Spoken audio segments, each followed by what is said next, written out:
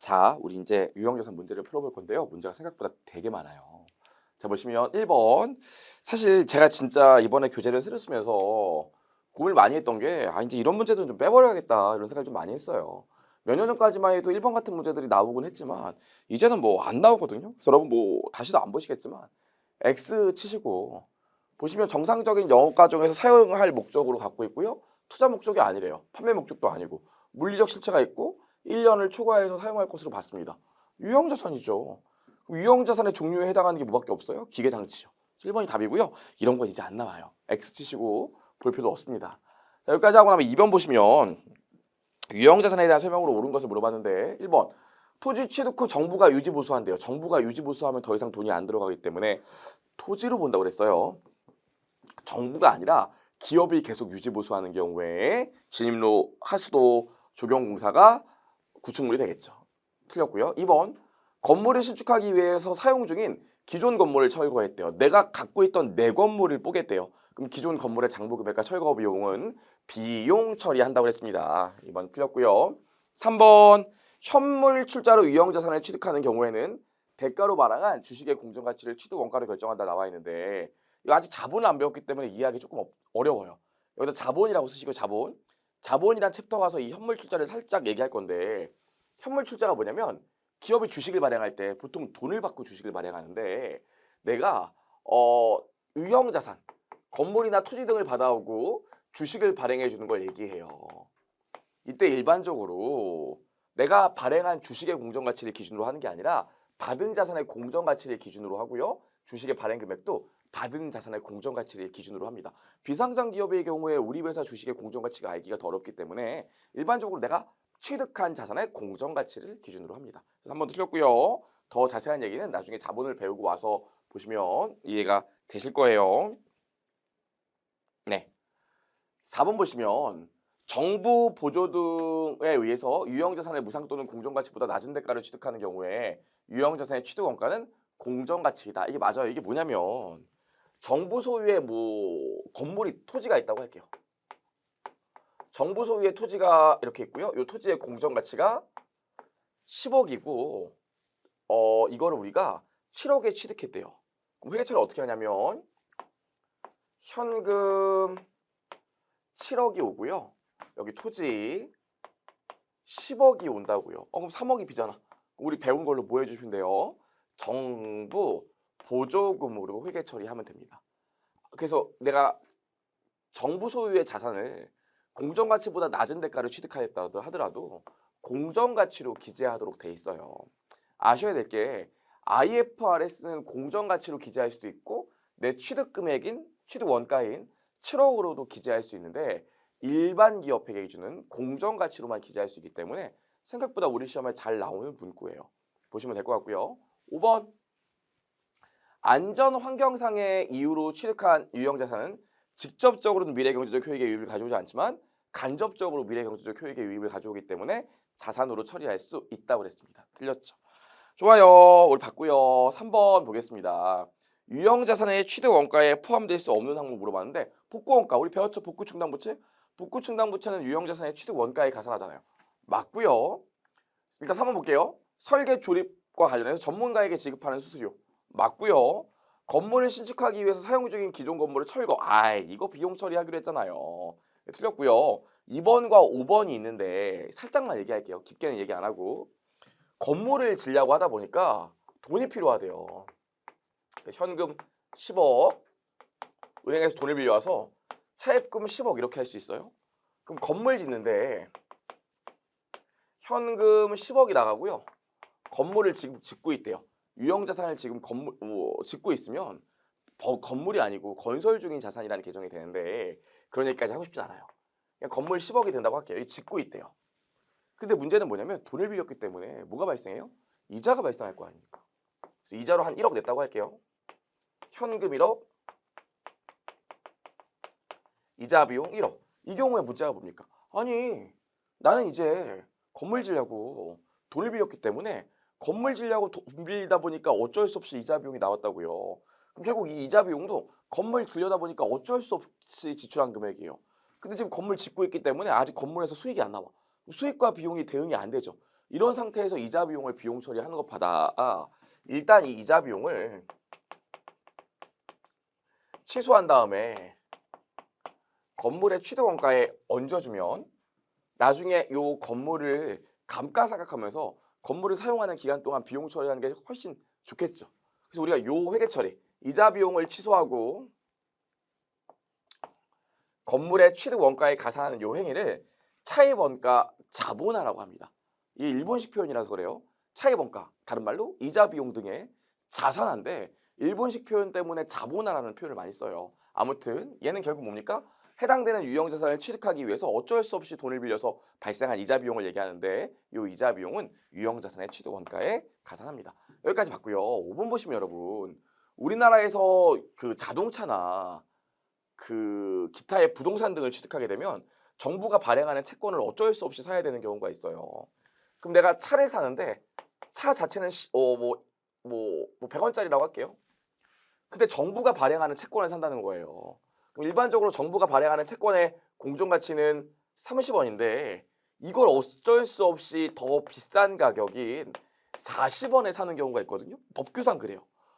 부동산이나 자동차를 취득해야 될 때는 정부가 발행하는 채권을 사줘야 되는데 일반적으로 이걸 조금 더 시장 가격보다 비싼 가격으로 취득하게 된다고요. 여기 얼마 나옵니까? 10원 차이가 나겠죠. 요거 어쩔 수 없이 차를 사려다 보니까 채권값보다 더 비싼 돈을 주고 사게 되는 거거든요. 이런 경우엔 요 금액도 유형자산의 취득 원가에 가산합니다. 굳이 회계 처리를 하면 이렇게 돼요. 현금 100 나가고요. 자동차 100 이렇게 돼요.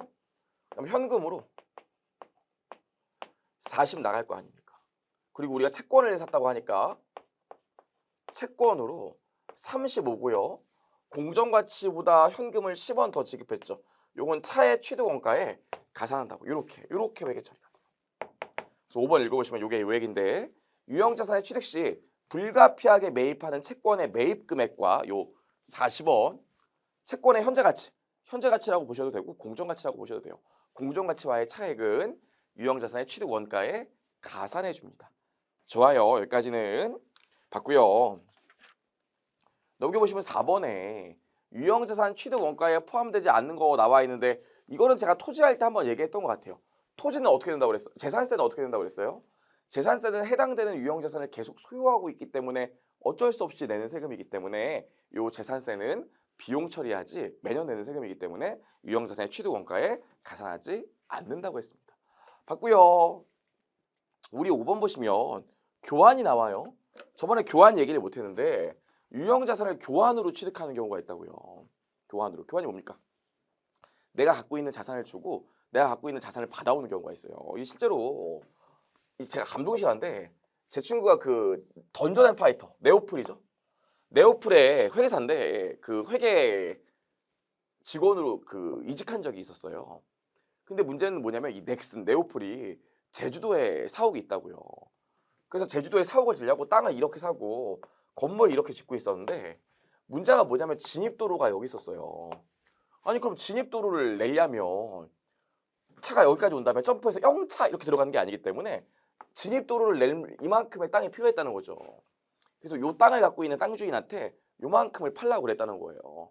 그랬더니 땅 주인이 아니 나는 이 땅 요만큼 파는 건 뭐 돈도 얼마 안 되고 큰 의미가 없으니까 차라리 나는 너네 땅 요만큼이 탐나는데 요 땅이랑 요 땅이랑 교환하자고 그랬다는 거예요. 뭐 합리적이죠. 그래서 오케이 하고 내가 갖고 있는 땅 일부를 주고 상대방의 땅을 받아왔다는 거죠. 이런 걸 뭐라고 그래요? 교환취득이라고 합니다. 여기는 더 재밌는 비하인드 스토리들이 많은데 뭐 그런 거 나중에 얘기하도록 하고 그래요. 교환취득. 그럼 교환취득은 저희 두 가지로 나눠요. 우리 이종 자산의 교환인지 동종 자산의 교환인지로 나누고요. 결론만 기억하면 되는데 똑같은 거 교환한대요. 똑같은 거 교환한다고 뭐 큰 감동이 있을까요? 큰 감동 없겠죠. 그래서 결론부터 기억하시면 동종 자산을 교환하는 경우엔 절대로 교환 시점에 손익의 발생 영향을 안 미쳐요. 하지만 이종 자산은 서로 다른 걸 교환하는 거 아닙니까? 서로 다른 걸 교환하다 보니까 손익에 영향을 미칠 수 있어요. 그런 다음에 회계처리 모양을 좀 기억하시면 되는데 동종 자산과의 교환은 내가 갖고 있던 자산이 없어질 거 아닙니까? 그리고 새로운 자산이 들어올 거예요. 이때 요 새로운 자산의 취득 원가는 어차피 똑같은 거기 때문에 그 자산에 장부 금액을 그냥 넣어줘요. 괜찮을까요? 이렇게. 근데 이런 경우 있어요. 똑같은 자산을 교환했어도 현금을 주고 받는 경우가 있거든요. 만약에 제가 있고요. 뭐 이부 가리키는 원재원 선생님이 있는데 그분 차랑 제 차랑 교환하기로 했대요. 똑같은 차라고 할게요. 그럼 교환한다고 할 때 그분이 저희 집이 그분은 저쪽에 저기 마포 쪽에 사시고 전 잠실에 살거든요. 그분이 차를 직접 몰고 왔어. 똑같은 차야. 교환하자. 그럼 이렇게 회계 처리할 거예요. 근데 문제는 뭐냐면 야 윤누나 내가 여기까지 왔는데 그 기름값은 줘야지 그럴 수가 있잖아요. 제가 추가로 기름값을 줬대요. 이건 회계 처리 어떻게 할까요? 추가로 현금을 주고받은 건 현금이 나가면서 신자산의 취득 원가에 가산하게 돼요. 그 반대의 경우로 내가 현금을 주는 경우도 주는 경우 현금을 아이고 말 꼬였네. 현금을 받는 경우에는 신자산의 취득 원가에서 차감하고요. 현금을 주는 경우엔 신자산의 취득 원가에 가산한다. 요 회계 처리 모양만 기억하시면 돼요. 은근히 얘는 계산 문제 잘 나오니까. 그럼 이종 자산의 교환은 어떻게 할까요? 이종 자산의 교환은 이렇게 합니다. 얘도 마찬가지예요. 구자산이 없어질 거예요. 당연히 장부 금액으로. 그리고 신자산이 들어올 건데 우리 유형자산 최초 측정 어떤 금액으로 한다고 했습니까? 원가로 한다고 했죠. 원가가 뭐예요? 내가 제공한 대가의 공정가치. 그럼 얘도 어떤 금액이 들어가야 돼요? 내가 취득하는 자산의 공정가치로 들어가는 게 아니라 내가 제공한 내 자산의 공정가치를 취득 원가로 해요. 그럼 장부 금액과 공정가치가 대차가 안 맞을 거 아닙니까? 요거를 처분이익으로 인식하게 됩니다. 얘도 마찬가지예요. 현금 주고받으면 현금 준 게 있으면 신자산의 취득 원가에 가산하고요. 현금 받은 게 있으면 신자산의 취득 원가에서 차감해요. 여러분 얘는 우리 시험에 참 은근히 잘 나온 주제이기 때문에 그냥 이 회계 처리 모양을 외우는 게 어떨까요? 뭐 복잡한 내용이 없어요. 우리 시험은 여기까지 나오기 때문에 요거 회계 처리 모양을 외우고 문제를 접근하시면 될 것 같아요. 보시면 A사는 업무용 차량 C를 B사의 차량 D와 교환하기로 했고요. 현금 추가로 5,000원을 받았대요. 차량 C와 차량 D의 장부 금액과 공정가치가 이렇게 있을 때 이종 자산의 교환에 해당한다면 차량의 취득 원가를 물어봤습니다. 어렵지 않아요. 내가 갖고 있는 자산 여러분 나도 알아요. 취득 원가에서 감가상각 누계액을 빼줘서 장부 금액이 나오니까 그냥 이 장부 금액 3만 원짜리가 없어지겠죠? 그럼 어떤 금액이 온다고요? 내가 준 거의 공정가치. 그럼 내가 준 자산 C의 공정가치가 42,000원이니까 여기 42,000원 오고요. 처분이익으로 12,000원이 발생하겠죠. 그리고 어떻게 돼요? 내가 돈을 받았다면서요. 현금 5,000원 받은 건 어떻게 돼요? 내가 취득하는 신자산의 취득 원가에서 차감합니다. 그럼 우리 차량 D의 취득 원가는 얼마? 37,000원 되겠죠. 외우면 되는데 틀릴 수가 없어요. 외우시면 되고요. 만약에 이게 이종 자산의 교환이 아니라 동종 자산의 교환이었으면 차량 C의 장부 금액 얼마? 3만 원이 없어지면서 여기 얼마가 와요? 3만 원이 와요. 그리고 내가 추가로 5,000원 받았으니까 5,000원만큼 차량 5,000원의 취득 원가를 줄여주면 되겠죠. 그럼 이 경우에는 얼마? 25,000원이 취득 원가가 되고요. 이종 자산의 교환은 처분이익이 있지만 동종 자산의 교환은 처분이익이 없겠죠. 좋아요. 여기까지 해서 한번 5번 풀어봤고요. 똑같은 교환 문제가 여러분 우리 10번에 있어요. 미리 10번 좀 풀고 갈까요? 10번? 10번. 자, 10번 보시면 여러분 사실 이거 문제가 조금 일반 기업 회계 기준이랑 안 맞는 게 일반 기업 회계 기준은 동종 자산의 교환, 이종 자산의 교환 이렇게 나눠져 있고 IFRS는 이종 자산의 교환이 아니라 상업적 실질이 있는 교환 거래, 상업적 실질이 없는 교환 거래 이렇게 나눠 놓고 있어요. 사실 이 문제 보시면 상업적 실질이 있다 없다 이렇게 나와 있기 때문에 사실 일반 기업 회계 기준이면 이종 동종으로 해야 되거든요. 이게 사실 이게 아니라 이종 동종으로 와야 돼요. 근데 예전에 우리 시험에 출제하신 분이 잘못 냈는지 이종 동종이 아니라 상업적 실질이 있고 없고로 한번 낸 적이 있어요. 문제가 아무래도 민간 기관에서 내다 보니까 조금 이런 에러들이 나올 때가 있는데 그래서 일부러 이것도 안 고치고 상업적 실질이 있는 경우 없는 경우로 냈습니다. 요거 한번 해보죠. 10번. 자 보시면 기계장치 X를 Y와 교환하였고요. 현금 10만 원을 한국은민국으로부터 수령했대요. 돈을 또 받았네. 자, 이 경우에 똑같은 얘기죠. 상업적 실질이 있다면 내 거 장부 금액은 40만 원이니까 40만 원 없어지고요. 어떻게 돼? 내 받아오는 자산의 공정가치가 아니라 내가 주는 자산의 공정가치니까 여기 70만 원이 와서 처분이익은 30만 원이 올 거고요. 현금 10만 원 수령했으니까 여기 현금 10만 원 들어오면서 여기 10만 원 이렇게 오게 되겠죠. 그럼 당연히 취득 원가는 이종 자산의 교환 혹은 상업적 실질이 있는 경우에는 60만 원 될 겁니다. 처분 손익은 30만 원 나오고요. 그럼 동종 자산의 교환이면 어떻게 돼요? 40만 원짜리가 없어지면서 내가 준 거에 장부 금액이 그대로 들어오니까 여기 얼마? 40만 원이 들어오고요. 돈을 받았죠. 10만 원. 여기 10만 원 오게 되니까 처분 손익은 없고 취득 원가는 얼마 나와요? 30만 원 나오게 되겠죠. 괜찮을까요? 여기까지요. 답은 60만 원, 30만 원입니다.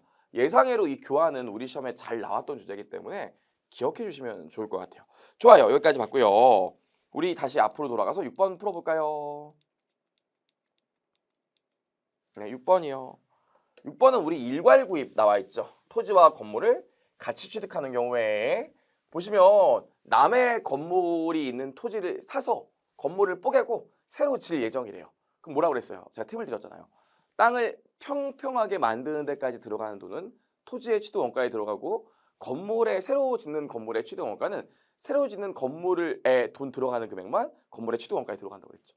자, 보시면 토지의 취득 원가 계산해보라고 했는데 토지의 취득 가격 당연히 들어가고요. 취득세의 등기 비용 당연히 들어가요. 중개수수료 당연히 들어가고요. 제가 저번에 얘기했죠. 일시 운용 수익은 별도의 운용 수익 처리하지 토지의 취득 원가에서 차감하지 않는다고 그랬습니다. 빼고요. 창고 철거 비용 토지에 들어가고요. 철거 시 발생한 폐해 자재 매각 수익은 토지의 취득 원가에서 차감한다고 그랬으니까 얘는 빼주면 되고요. 영구적으로 사용한 하수도 공사비는 앞으로 돈이 안 돌아가기 때문에 토지로 본다고 그랬잖아요. 토지의 취득 원가에 가산하고요. 토지의 구획 정지 비용도 토지에 들어가야겠죠. 그래서 더하고 고려하지 말고 빼주고 더하면 토지의 취득 원가가 나오게 됩니다. 좋아요. 여기까지 봤고요. 7번 문제는 교환을 좀 어렵게 낸 문제죠. 자, 보시면 포도는 X1년 초에 토지 위에 정착되어 있는 건물을 일괄하여 4천만 원에 취득했고요. 취득하는 시점에 토지와 건물의 공정가치 비율은 3대 1이었대요. 건물의 내용에서는 5년이고요. 아이고. 근데 의미가 없는 게 어떻게 했대요? 사자마자 뽀겠대요. 그럼 봐봐요. X1년 초에 토지가 이렇게 있으면 사자마자 뽀겠기 때문에 일괄 구입 가격은 다 토지의 취득 원가에 들어가고요. 건물 철거에 소요되는 비용도 어떻게 들어가요? 토지의 취득 원가에 들어간다고 그랬죠.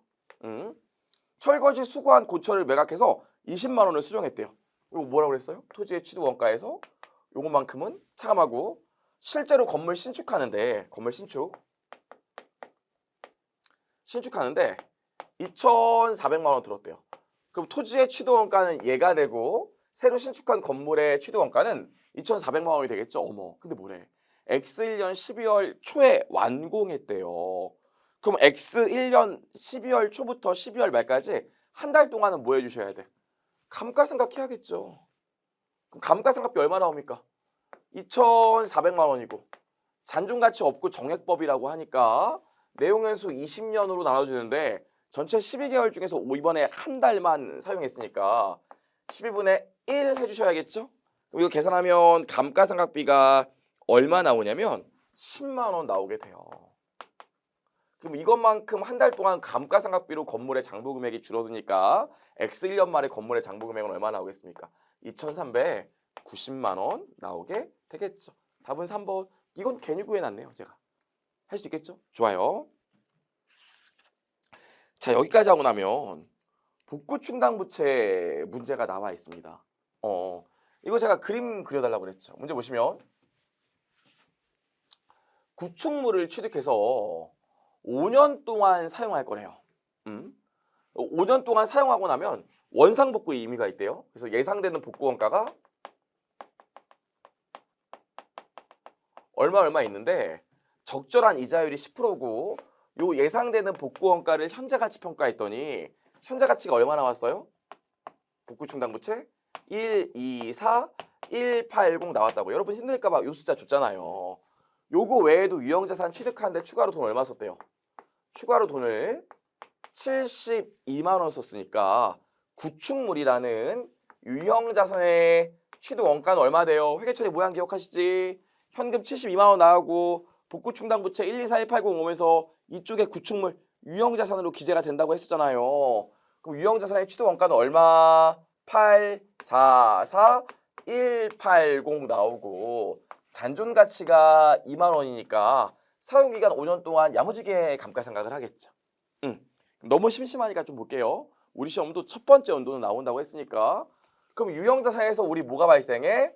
감가상각비가 발생할 거고요. 복구충당부채에서 뭐가 발생해요?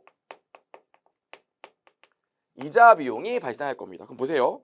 844180 빼기 2만 원 하면 824180 감가상각 대상 금액이 나오는데 정액법이고 내용에서 5년 동안 상각한다니까 감가상각비는 164836 나오게 되겠죠. 요 정도는 우리 같이 말로 하는 게 좋지 않을까요?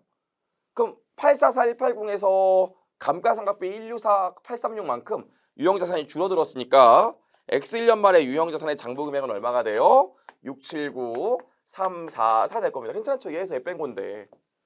복구충당부채에서 뭐가 발생한다고 했어요? 현재 가치는 이자를 뺀 거니까 시간이 경과하면 이자를 더해줘야 된다고 했죠. 그럼 이자 비용은 어떻게 계산해? 우리 배웠잖아요. 기초 장부금액의 유효 이자율을 곱해서 계산한다고 했으니까 이자 비용은 12418 될 겁니다. 회계처리 기억나시나요? 감가상각비, 감가상각 누계, 이자 비용, 복구충당부채. 그래서 이 이자 비용만큼 복구충당부채가 늘어나기 때문에 이자 비용을 다른 말로 복구충당부채 전입액이라고 한다고 했죠.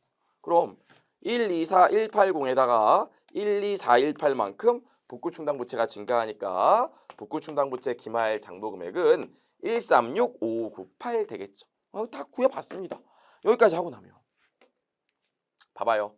취득 원가는 144180이다. 딩동댕. X1년 말에 복구충당부채 전입액은 혹은 이자 비용은 12418이다. 딩동댕. X1년 말에 복구충당부채 장부금액은 136598이다. 딩동댕. X1년 말에 인식할 비용의 총액은 156418이다. 아니죠. 요거 두 개 더하면 이미 156이 넘는걸요. 그래서 4번이 답이고요. X1년 말에 구축물의 장부금액은 679344다.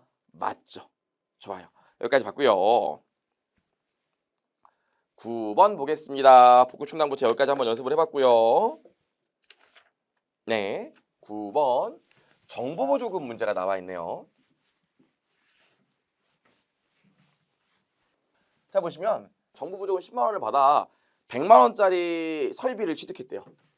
그럼 지금 유형자산은 100만 원짜리가 있는 거고요. 정부보조금으로 10만 원짜리가 있어요. 우리 어차피 일반 기업 회계 기준은 유형자산 취득과 관련된 정부보조금을 자산의 차감 계정으로 표기하니까 실제로 유형자산 얼마짜리? 90만 원짜리라고 했습니다. 정액법이고요. X3년 4월 1일 날 동자산을 62만 원에 처분한대. 이렇게 정부보조금으로 취득한 유형자산에 처분 손익을 물어보는 문제가 나오면 제가 어떻게 하라고 그랬어요? 처음부터 정부보조금을 빼서 요 금액으로 유형자산을 취득한 걸로 보고 요 금액을 기준으로 계산하면 된다고 그랬죠. 그럼 봐봐요. 어렵지 않아요. X1, 이게 문제네. 10월 1일 날 취득했대요. 그럼 X1년도에는 몇 개월 생각해야 돼? 10, 11, 12. 월할 생각해야겠죠? 그거 볼게요. 90만 원. 잔존가치는 어차피 없고 나누기 내용에서 오해야 되는데 X1년도에는 12월 1일 날 취득했으니까 3개월만 감가상각 해줘야 될 거 아닙니까? 그럼 90만 원 나누기 5 곱하기 3 나누기 12 하면 되니까 감가상각비가 4만 5천 원 나올 거고요. X2년도에 또 감가상각을 해야겠죠. X2년도에 몇 개월 하면 돼요? 12개월 하면 될 거 아닙니까? 그럼 그냥 90만 원 나누기 5년 하면 감가상각비 18만 원 나올 거고요. 우리 또 뭐 해줘야 돼?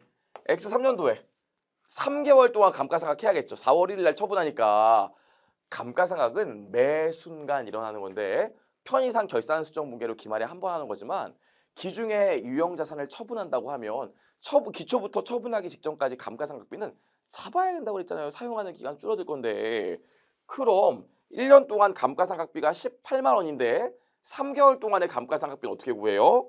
18만 원 곱하기 3 나누기 12 해주시면 되겠죠. 월할 상가. 그럼 여기 또 45,000원 나올 거 아닙니까? 그럼 처분 직전 X3년 4월 1일 날 유형자산의 장부 금액은 얼마예요? 90만 원 빼기 45,000원 빼기 18만 원 빼기 45,000원 하면 되니까 이거 얼마? 63만 원 나오게 될 겁니다. 괜찮을까요? 이걸 연수를 월수로 바꿔서 월할 생각하면 한 번에 계산할 수 있는 거 나도 알아요. 하지만 우리 이거 수업 들으신 분들 평균치가 있기 때문에 그냥 이렇게 할게요. 여기까지 하고 나면 63만 원짜리인데 얼마에 팔았대요? 62만 원에 팔았죠. 어머, 63만 원짜리를 62만 원에 팔았으니까 얼마 손해 보겠습니까? 만 원 손해 보겠죠. 그래서 처분 손실 만 원 1번이 답일 겁니다. 좋아요. 우리 여기까지 봤고요. 10번 봤고요. 11번. 최근에는 이런 스타일로 문제가 꽤 많이 나왔어요, 여러분. 우리 기출문제가. 최근 기출문제거든요. 그럼 일단 보시면 다음은 갑회사의 부분 재무상태표이다. 갑회사는 전기 말에 본사 건물을 취득하였으며 내용에서 10년 정액법으로 상각하고 잔존가치 0이고 정부보조금을 수령하였다. 또한 유형자산과 관련 회계 처리는 올바르다고 가정한다. 나와 있어요. 정부보조금도 뭐 블라블라 있고 나왔구나. 본사의 당기 본사 건물의 장부금액과 당기 감가상각비 계상액을 물어봤습니다. 자 보시죠. 자 보시면 얼마 나올 것 같아요, 여러분? 보시면. 일단 봐봐요. 지금 전기에 정부보조금에서 취득원가에서 정부보조금을 빼서 감가상각 누계가 없어서 장부금액이 60이었대요. 그럼 올해 장부금액은 얼마일까요? 올해 장부금액은 제가 이렇게 하기로 했잖아요. 그냥 처음부터 60만 원 주고 산 거예요. 문제 보시면 전년도에 취득했다고 하니까 처음부터 60만 원짜리 본다. 이게 자료를 읽기 어려워하시는 분들이 있는데 유형자산 자체를 100만 원 주고 산 거고 전년도 말에 정부보조금으로 40만 원 받았다고요. 그럼 실제로 유형자산 얼마짜리로 보시면 돼? 60만 원짜리로 보시면 돼요. 60만 원짜리를 10년 동안 감가상각한다는 거 아닙니까? 잔존가치빵 정액법으로. 그럼 감가상각비는 얼마? 6만 원. 장부금액 얼마? 54만 원. 이렇게 계산하면 돼요. 답은 몇 번? 1번. 이렇게 계산하시면 되지. 이걸 막 어렵게 계산할 필요가 전혀 없어요. 정부보조금 뭐라고 우리 시험 목적으로 처음부터 정부보조금을 뺀 금액을 새로운 유형자산의 취득원가로 보면 계산이 아주 간단합니다. 좋아요. 우리 여기까지 봤고요. 12번을 보겠습니다. 12번 보시면 다음은 하늘의 기계장치에 대한 재무상태표의 내용이다. 30기 중 정부보조금 수령액과 기계장치 지출과 처분이 없는 경우 30기에 대한 회계 처리를 물어봤어요. 블라블라 나와 있는데 보시면 이렇게 나와 있습니다. 이렇게. 그렇구나. 그래서 문제 보시면 올해 감가상각비는 얼마로 잡으시면 돼? 봐봐요. 아무튼 장부부 금액이 정부보조금이랑 감가상각 누계액을 빼면 장부금액이 전기에 270만 원이었는데 올해 240만 원 됐죠. 그럼 실제로 30만 원 감소했다고요. 뭐 때문에 감소했겠어요? 장부금액이 감가상각비 때문에 감소한 거예요. 그럼 실제로 올해 감가상각비는 얼마가 발생해? 30만 원 발생한 겁니다. 이렇게 하시면 돼. 이거 다 고민할 필요 없다니까요. 빼면 실제로 정부보조금 빼가고 장부금액이 270만 원짜리 있었는데 올해 240만 원짜리가 됐으니까 30만 원 감소했다고. 뭐 때문에? 감가상각비 때문에. 그럼 올해 감가상각비가 30만 원 발생한 건데 문제 보시면 뭐라고 그랬습니까? 제조 설비라면서요. 제조하는데 들어간 원가는 판관비에 들어가겠어요? 제조원가에 들어가겠어요? 제조원가에 들어간다고요. 그래서 올해 감가상각비 30만 원은 제조원가에 반영된다. 1번이 답이에요. 최근에 이런 문제 나왔다고요. 신유형으로. 어렵습니까? 아무것도 아니에요. 좋아요. 우리 여기까지 풀어봤습니다. 여기까지요. 네. 자, 이제 문제를 풀어볼 건데요. 증감분석 문제가 나와 있어요. 증감분석. 이게 가벼운 문제인데 보세요. 여러분이 외우고 있으면 좋을 것 같은데 유형자산 우리 취득 원가에서 감가상각 누계액을 뺀 기초 장부금액이 있다고 한번 해보죠. 그럼 유형자산 장부금액은 언제 증가할까요? 새로 취득하면 증가하겠죠. 그렇죠? 유형자산은 언제 감소할까요? 두 가지 경우에 감소해요. 첫 번째로 감가상각비가 발생하면 그것만큼 유형자산이 줄어들겠죠. 그럼 유형자산은 또 언제 또 감소할까요? 장부금액 처분하면 처분하는 유형자산의 장부금액만큼 감소할 거예요. 그래서 기말 장부금액이 나오는 거죠. 사실 우리 요 정도 프로세스만 알고 있어도 요 문제를 쉽게 풀 수 있습니다. 요거만 알고 있어도. 자, 보시면 표가 나와 있는데 기초의 유형자산 장부금액 얼마예요? 6만 원이라고 나와 있어요. 기말의 유형자산 장부금액 얼마예요? 7만 원이라고 이렇게 나와 있습니다. 네, 보시면 올해 감가상각비 계상액이 얼마? 3만 5천 원이라고 나와 있고 올해 신규로 취득한 금액이 얼마? 6만 2천 원이라고 나와 있어요. 그럼 우리 요게 뭐겠습니까? 빵꾸난 금액이. 처분으로 줄어주는 유형자산의 장부금액이겠죠. 괜찮을까요? 그럼 6만 원 더하기 6만 2천 원 빼기 3만 5천 원 한 거에서 7만 원 빼면 되니까 처분으로 줄어드는 유형자산의 장부금액은 얼마예요? 17,000원인 걸 구할 수 있겠죠. 근데 뭐래요? 17,000원짜리를 47,000원에 매각한대요. 17,000원짜리를 47,000원에 매각했으니까 얼마 이득 보겠습니까? 3만 원 이득 보겠죠. 유형자산의 처분이익은 3만 원 될 거고요. 뭐 얘는 진짜 요거 지금 제가 흰색으로 써드린 요것만 기억하면 되니까 요것만 좀 암기해 주실게요. 좋아요. 여기까지 봤고요. 2번으로 가겠습니다. A사는 X1년 초에 계장치를 10만 원에 취득하였다. 계장치의 내용에서는 5년이고 잔존가치는 0이다. 나와 있고요. 정액법으로 감가상각한대요. X2년 말에 계장치가 진부화로 인해서 순 공정가치가 4만 원, 사용가치가 4만 5천 원일 때 X2년도에 손상차손 물어봤습니다. 완전히 뭐 꿀문제죠. 어떻게 하면 돼요? 계장치 취득원가가 10만 원이고 내용에서 5년 잔존가치빵 정액법으로 감가상각하니까 X1년도에 감가상각비는 얼마? 2만 원 나와서 여기 8만 원 나오고요. X2년도에 감가상각비는 얼마? 감가상각비 2만 원 나와서 X2년 말에 장부금액은 6만 원 될 겁니다. 근데 X2년 말에 보시면 순 공정가치랑 사용가치가 있는데 손상을 측정할 때 기준이 되는 금액은 회수가능액이고 이 회수가능액은 순 공정가치와 사용가치 중 큰 금액이죠. 그러면 4만 5천 원이에요. 그럼 회수가능액은 얼마입니까? 15,000원이요. 사실 요즘은 이렇게 뭐 간단하게는 안 나오기도 하는데 여기까지 좀 보시면 될 것 같고요. 3번 보시면 감가상각비에 대한 말문제가 나왔습니다. 완전 땡큐죠. 일단 1번 보시면 제조설비의 감가상각비는 제조 원가를 구성하지만 연구개발 활동에서 사용되는 유형자산의 감가상각비는 자산의 인식요건을 충족하는 경우에는 자산으로 처리합니다. 말도 안 되는 소리죠. 내용을 몰라도 할 수 있습니다. 2번 보시면 단기주기에 취득한 유형자산의 감가상각은 월 단위로 상각하는 것도 인정되지 않는다고 그랬는데 감가상각은 월 단위로도 합니다. 실무에서는 일 단위로 해요. 그래요. 그래서 2번도 틀렸고요. 3번 유형자산의 내용에서 도중에 사용을 중단하고 처분 또는 폐기할 예정인 유형자산은 사용을 중단한 시점에 장부금액을 표시하고 감가상각을 하지 않는 대신 투자자산으로 재분류하여 손상차손 발생 여부를 매 보고기간 말 검토한다고 나와 있는데 맞는 소리입니다. 이게 IFRS랑은 다르게 이게 일반 기업 회계 기준 이 내용이 있어요. 이거 좀만 기억할게요. 맞는 소리니까 체크하고 좀 기억하시고요. 네 번째 보시면 유형자산의 손상차손을 인식하는 경우 단기분 감가상각을 하지 않는다. 아니죠. 감가상각비랑 손상차손은 성격이 다르기 때문에 원가의 배분이란 감가상각을 하고 그 다음에 미래 현금 흐름이 감소하는 손상을 따로 인식합니다. 4번 틀렸고요. 3번은 좀 외워주시고 5번 감가상각 방법은 자산의 수익 창출 형태를 반영한 합리적인 방법이어야 한다 나와 있는데 수익 창출 형태를 반영한 게 아니라 경제적 효익의 소비 형태를 반영했습니다. 수익 창출 형태랑은 감가상각은 관련이 없어요. 봤고요. 4번 보겠습니다. 감가상각과 손상에 대해서 옳지 않은 것을 물어봤는데 나머지는 여러분들이 좀 보시면 될 것 같은데 4번이 틀렸거든요.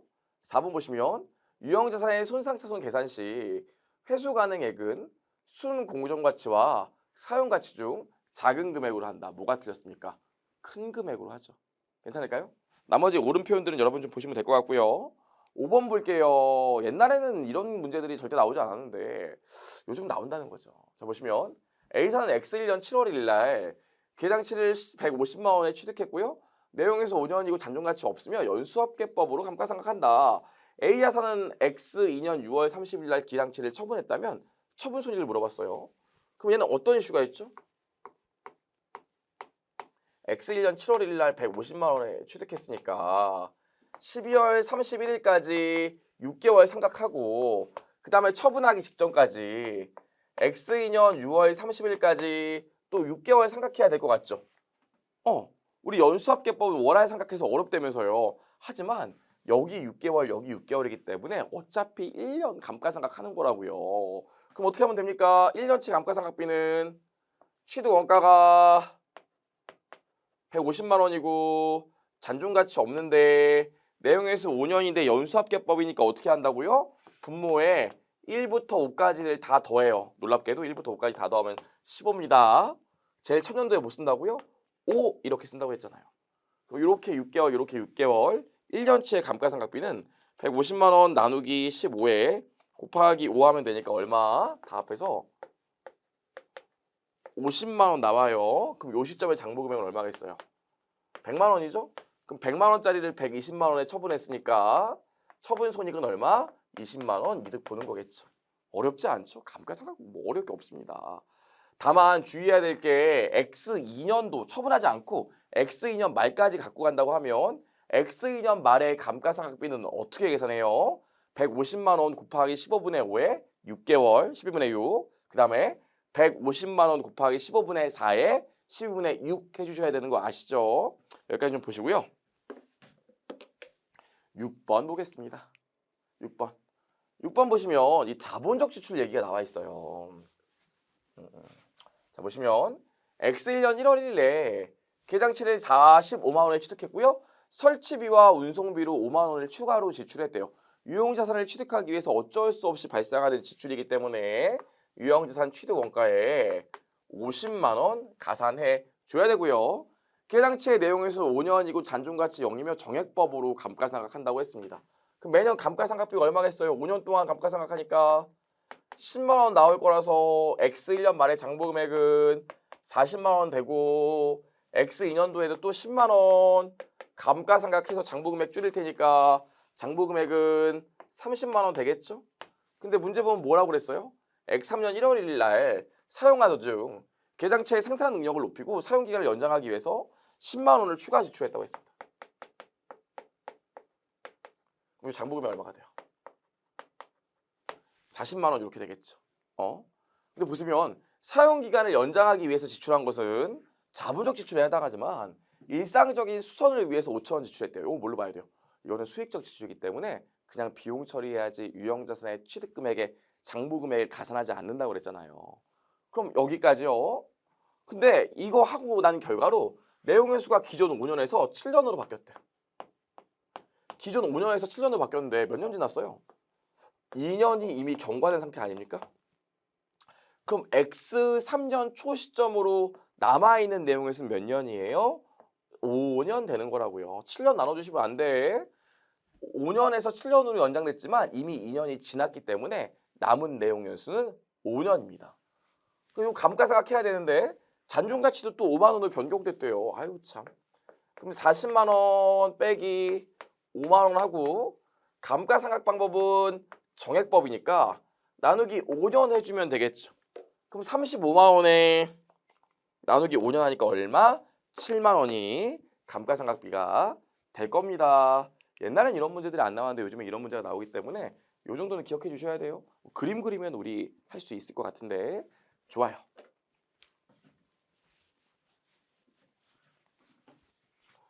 자, 지워보시면 이제 7번 문제가 있는데 유형자산의 감가상각에 관한 설명으로 옳지 않은 것을 모두 골라보라고 했습니다. 1번 감가상각 방법의 변경은 추정의 변경이다. 맞죠? 오답 유형으로 정책의 변경이 있는데 추정의 변경을 써요. 정렬법은 초기에 감가상각비가 크고 후기로 갈수록 작아진다. 이것도 완전 맞는 소리죠. 맞고요. C. 건물이 위치한 토지의 가치가 상승하더라도 건물의 가치가 상승하거나 건물의 내용일수가 바뀌는 건 아니라고 그랬습니다. C 틀렸고요.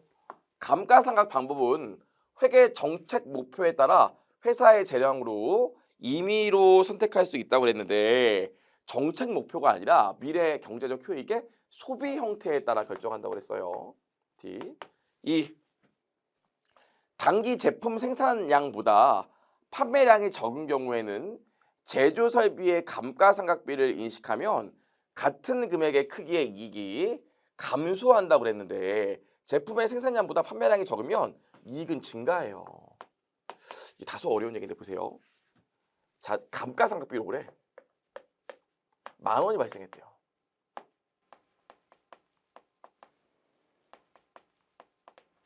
이렇게.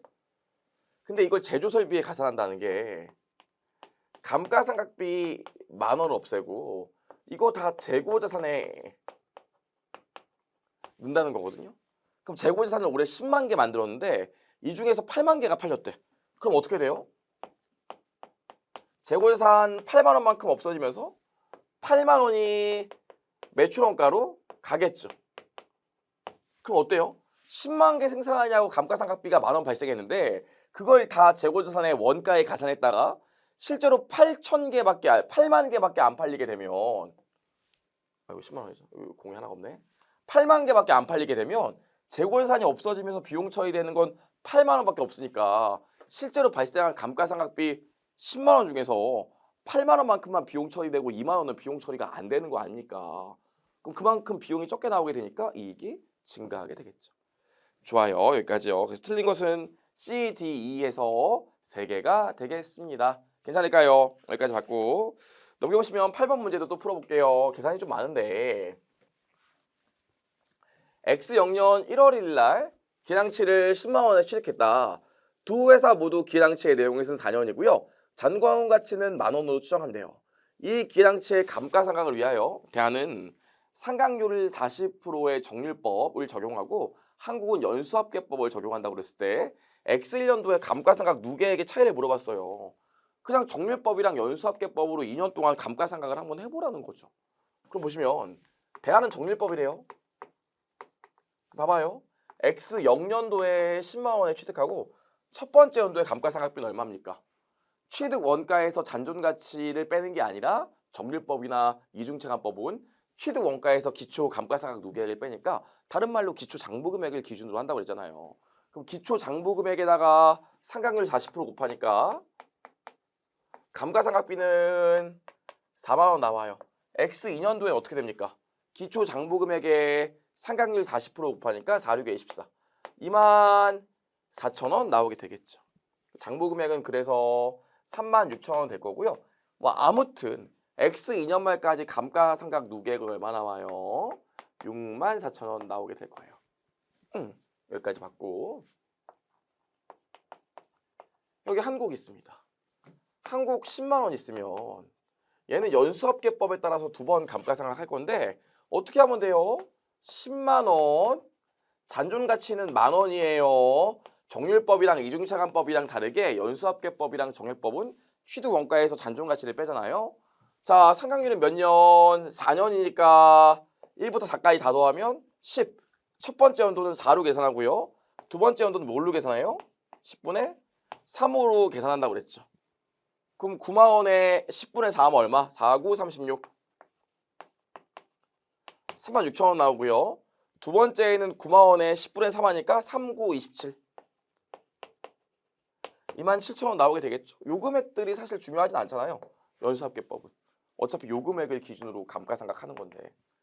그럼 얘는 다 더하면 상각 누계액이 얼마 나옵니까? 요거 2개 더하면 63,000원 나오게 되죠. 그럼 2개의 감가상각비 차이 얼마예요? 1,000원. 답은 몇 번? 1번. 하도 감가상각비 한번 연습해 보라고 해서 문제를 만들어 봤고요. 보겠습니다. 9번이요. 9번도 연수합계법 문제예요. 보시면 X영년 1월 1일 날 기계장치 500만 원에 매입하였고요. 기계장치의 잔존가치는 50만 원이고 내용에서 5년이라고 합니다. 매년 감가상각을 하는데 X2년 말에 기계장치를 200만 원에 매각했대요. 이 경우에 처분 손익을 물어봤는데 X0년 말에 500만 원에 취득했죠. X0년 초에. 그럼 X0년도 감가상각해야 되고 X1년도 감가상각해야 되고 X2년도 감가상각한 다음에 처분하는 거 아닙니까? 그럼 매년 감가상각비는 어떻게 나와요? 정액법이니까 500만 원에서 50만 원 뺀 걸 1부터 5까지 다 더하면 15죠. 그쵸? 첫 번째 연도는 뭘로 해? 15분의 5. 두 번째 연도는 뭘로 해요? 요 금액에 15분의 4. 세 번째 연도엔 무슨 금액으로 해요? 15분의 3. 이렇게 계산하면 3년치의 감가상각비의 합계가 그냥 뿅 나오겠죠. 그럼 볼게요. 500만 원에서 50만 원 빼고 나누기 15 한 다음에 곱하기 이거 하면 얼마 나옵니까? 9에서 3 하니까 10이죠. 그럼 이거 3년치의 감가상각비가 얼마 나와요? 360만 원 나와요. 그럼 장부 금액 얼마? 140만 원 나오겠죠? 그럼 얼마에 매각한대요? 200만 원에 매각한대요. 그럼 140만 원짜리를 200만 원에 매각하니까 처분 손익은 얼마 나와요? 60만 원 처분 이익이 나오게 되겠죠. 괜찮을까요? 네. 9번까지 풀어봤고요. 문제 많아요. 넘겨보시면 10번입니다. 10번은 정부보조금 문제가 나와 있는데 우리 IFRS가 아니라 일반 기업회계 기준은 무조건 자산차감법을 쓴다고 그랬다고요. 그럼 보시면 기량치 산업시설 2만 원짜리 취득했는데 정부보조금 7천 원 받았대요. X1년 초에? 그럼 처음부터 얼마짜리로 보시면 돼요? 처음부터 그냥 13,000원짜리로 보시면 돼요. 해답은 뭐 엄청 복잡하게 쓰여져 있지만 그냥 13,000원짜리인 거예요. 이거를 X1년도 7월 1일부터 6개월 감가상각하고 X2년도에 12개월 감가상각하고 X3년도에 12개월 감가상각하면 장부 금액이 나올 거 아닙니까? 그럼 봐요. 매년 감가상각비가 어떻게 되는지 어차피 정액법이니까 문제 보시면 정액법이라고 나와 있잖아요. 그럼 13,000원 잔존가치 2,000원 빼면 내용의 수가 5년이니까 나누기 5하면 감가상각비가 1년에 2,200씩 나오는데 X1년도에는 6개월치 12분의 6한 금액이어야 되죠. 그럼 2,200원에 12분의 6 하니까 감가상각비가 1,100원 나올 거고 X2년도에는 정액법으로 12개월 동안 다 감가상각하니까 감가상각비가 2,200원 나올 거고요. X3년도에도 12개월 감가상각하니까 감가상각비가 2,200원 나오겠죠. 그럼 보세요. 13,000원짜리 장부금액인데 1,100원만큼 감가상각하고 2,200원 감가상각하고 또 2,200원 감가상각하니까 장부금액 얼마 나와요? 7,500원. 다음은 얼마? 1번. 괜찮을까요? 절대로 여러분 정보보조금 문제가 나와도 어렵지 않아요. 이게 결론이에요. 그냥 하시면 되고 13번은 와 손상차손 환입 문제를 물어봤네요. 옛날에는 손상차손만 물었다면 요즘에는 환입도 꽤 잘 나오는 추세랍니다. X2년 초에 10만 원의 유형자산을 취득했대요.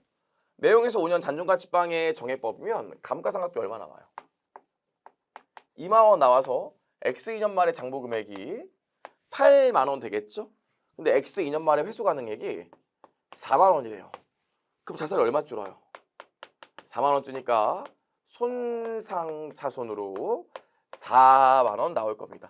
제가 뭐라고 그랬죠? 유형자산의 장부금액이 바뀌면 그 시점에 남아있는 내용회수로 생각한다고 그랬지. 그럼 내용회수가 이제 4년 남았으니까 X3년도에 요 금액으로 4년 동안 감가상각하면 감가상각비가 10,000원 나와서 장부금액이 얼마가 돼요? 3만 원 되겠죠. 근데 X3년 말에 회수가능액이 얼마래요? 7만 원까지 상승한대요. 우리 기억나나요? 유형자산 원가 모형 같은 경우에 손상차손 환입을 인식할 때 한도가 있다고 했습니다. 무슨 한도? 손상되지 않았을 때 장부금액을 한도로 한다고 그랬어요. 그럼 둘 중에 작은 금액을 기준으로 환입을 잡아줘야 되니까 환입액은 얼마? 3만 원. 그림만 그리면 됩니다. 괜찮을까요? 여기까지요. 11번까지 풀어봤고요. 문제 참 많죠? 12번 보겠습니다. 12번. 12번 보시면 또 유형자산 문제가 나와 있는데 저랑 한번 해보죠. X1년 초에 3,600원짜리 자산을 샀고요. 잔존가치 0 내용에서 5년 정액법으로 감가상각을 한대요. 그럼 감가상각비 얼마 나옵니까? 3,600원 나누기 5 하니까 감가상각비가 720원 나와서 3,600원에서 720원 하면 장부금액이 2,880원 나올 겁니다. 근데 X1년 말에 사용가치와 순공정가치 둘 중에 큰 금액이 회수가능액이 되니까 회수가능액이 1,600원이겠죠. 그럼 손상차손 얼마예요? 손상차손은 1,280원 나오겠죠? 아이 쉬워라. 그럼 장부금액은 요걸로 바뀌고 X2년도에는 요 금액을 기준으로 감가상각해야 되는데 잔여 내용에서 몇 년 남았어요? 4년 남았죠. 큰 600원을 4년 동안 감가상각하면 감가상각비가 400원 나와서 1,200원 될 건데 X2년 말에 회수가능액이 2,200원이래요. 제가 뭐라고 그랬습니까? 손상되지 않았을 때 장부금액을 한도로 한다고 그랬죠. 장부금액이 720원이니까 2,880원에서 720원 빼주면 얼마 나와요? 2,160원 나오죠? 둘 중에 작은 금액을 한도로 환입시키니까 손상차손 환입액은 얼마예요? 2,160원 빼기 1,200원에서 얼마? 960원이 손상차손 환입액이 되겠죠. 계속 똑같은 게 반복된다는 생각을 하시면 돼요. 그럼 여기까지 했으니까 문제 한번 보겠습니다. 보시면 X1년도의 감가상각비는 720원이다. 딩동댕. X1년 말에 회수가능액은 1,600원이다. 딩동댕. X1년도의 손상차손은 1,280원이다. 맞고요. X4년도의 손상차손 환입액은 1,000원이 아니라 960원입니다. 4번이 틀렸고요. 손상차손 누계액을 물어봤는데 우리 회계처리 모양이 어떻게 된다고 그랬죠? 손상차손을 인식하면 손상차손 누계액이 와요. 환입액은 어떻게 돼요? 손상차손 누계액이 없어지면서 손상차손 환입액이 온다고 그랬죠. 그럼 결국 손상차손이 발생하면 손상차손 누계액이 늘고요. 손상차손 환입이 발생하면 손상차손 누계액이 감소한다고요. 그럼 손상차손에서 손상차손 환입액을 뺀 게 그 시점에 손상차손 누계액이 되겠죠. 그럼 얘에서 얘 빼면 얼마 나옵니까? 320원이 나오게 됩니다. 좋아요. 여기까지 해서 우리 12번까지 풀어봤고요. 아이고 안 끝났습니다. 13번도 해볼 거예요. 지우고 보시죠. 사실 이 13번은 굉장히 어려운 문제라서 이런 게 우리 시험에 나올 것인가를 저한테 물어본다면 솔직히 저도 이거는 우리 시험에 나오기엔 좀 문제가 있다고 생각합니다. 사실 책에 넣긴 했는데 나는 회계가 처음이다 하신 분들은 13번 안 푸셔도 좋아요. 안 푸셔도 좋아요. 아니 선생님 책 있는 거 다 풀어드린 거 아니 이건 너무 어렵다니까요. 이건 너무 어려워요. 그래서 내게 회계를 좀 평소에 공부를 안 했고 지금 완전 처음이다 하시는 분은 13번 안 풀어주셔도 좋고요. 나는 회계를 옛날에 좀 했다 하시는 분은 한번 혼자 풀어보셔도 되는데 이 문제는 저희 시험에 나올 거라고 생각하진 않아요. 그래서 안 보셔도 됩니다. 저를 믿으시고요.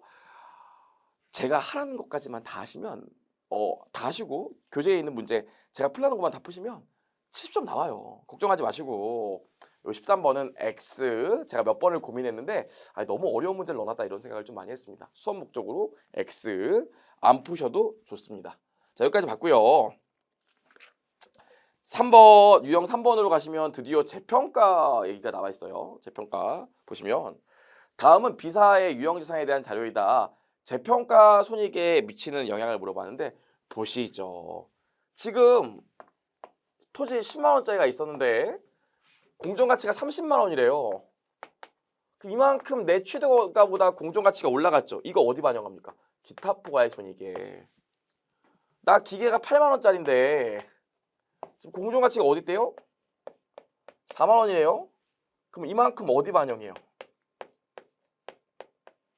당기손익에. 괜찮을까요? 그럼 문제에서 뭘 물어봤습니까? 손익에 미친 영향을 물어봤는데 당기손익에 미친 영향은 마이너스 4만 원. 기타 포괄 손익에 미친 영향은 플러스 20만 원 되겠죠. 괜찮을까요? 여기까지. 사실 여전히 우리 시험을 보면 이 재평가 모형은 비상각자산만 하고 있기 때문에 문제가 쉬워요. 누구나 쉽게 맞출 수 있습니다. 원래 이게 IFRS 쪽하고 회계사나 세무사 시험 가면 이거 막 삼각한 거 재평가하고 해서 좀 어려운데 우리는 여전히 여기까지만 나오고 있어요. 봤고요. 2번 보시면 유형자산의 재평가에 대한 설명으로 옳은 것을 물어봤습니다. 한 개씩 볼게요. 공정가치가 증가한 토지의 재평가 모형을 감소한 토지는 원가 모형. 안 되죠. 동일 모형에 대해서는 재평가 모형을 쓰거나 원가 모형을 쓰거나 단일 모형을 써야 된다고 했어요. 1번 틀렸고요. 2번 보시면 재평가 모형은 유형자산 전체에 대해서 동일하게 적용한다. 아니에요. 동일 분류별로만 동일하게 적용하면 된다고 했습니다. 3번 건물은 재평가 모형을, 토지는 원가 모형을 적용할 수 있어요. 서로 다른 모형이잖아. 다른 분류잖아요. 네 번째, 이전에 당기 손실로 인식했던 재평가 손실에 상당하는 금액은 재평가 이익으로 당기 이익에 반영한다. 완전 맞는 소리죠. 4번이 정답. 5번 보시면 이전에 기타 포괄 이익으로 인식했던 재평가 이익에 상당하는 재평가 손실은 별도로 당기 손실로 인식하는 게 아니라 재평가 잉여금 OCI에 반영해야죠. 그래서 가끔씩 이게 틀렸다고 하시는 분들도 있어요. 재평가 잉여금 아니니. 그냥 재평가 잉여금을 평가 이익해서 재평가 이익이라고 기재해주기도 해요. 중요한 건 뭐예요? 재평가 이익인지 잉여금인지가 말문제에서 중요한 게 아니라 이게 기타 포괄 손익이라는 게 중요합니다. 그래서 평가 이익으로 기타 포괄 손익이 있을 때 가격이 다운되면 재평가 이익, 잉여금, 기타 포괄 손익을 먼저 까준다는 게 중요한 얘기입니다. 좋아요. 여기까지 받고 3번은 너무 심심하니까 저랑 그림 한번 그려보죠. 3번을 그려보면 3,000원 이렇게 있어요. X1년 말의 본전가치가 3,500원이래요. 이만큼 어디 반영해? 기타 포괄 손익에 반영하죠? 근데 X2년도에 3,200원으로 떨어졌대요. 전년도에 기타 포괄 손익으로 500원 있기 때문에 300원 떨어졌더라도 기타 포괄 손익에서 300원 빼주시면 될 것 같아요. 근데 그 다음 연도에 어떻게 돼요? 2,900원까지 떨어졌죠. 그럼 어떻게 돼? 이만큼은 기타 포괄 손익에서 100원이 아니죠. 200원은 기타 포괄 손익에서 빼주고 마이너스 100원은 당기 손익에서 빼주게 되겠죠. 뭐 이렇게 해요. 문제 보시면 당기 손익에 미친 영향은 얼마? 100원 감소. 포괄 손익에 미친 영향을 물어봤는데 여러분 이 기타 포괄 손익이랑 포괄 손익을 구분하셔야 되는데 포괄 손익은 이거 두 개 더한 걸 포괄 손익이라고 해요. 그래서 포괄 손익에 미친 영향은 마이너스 300원이 되겠죠. 최근에는 재평가 모형이 그렇게 많이 나오지가 않아가지고 요 정도만 좀 정리를 해보시면 될 것 같고 와 정말 단원이 길었죠. 최근에 이쪽에서 문제가 많이 나오고 문제 난이도도 올라갔기 때문에 유형자산 이렇게 무려 5회에 걸쳐서 진행을 했고요. 이제 우리 좀 간단한 주제인 무형자산을 진행해 보도록 하겠습니다.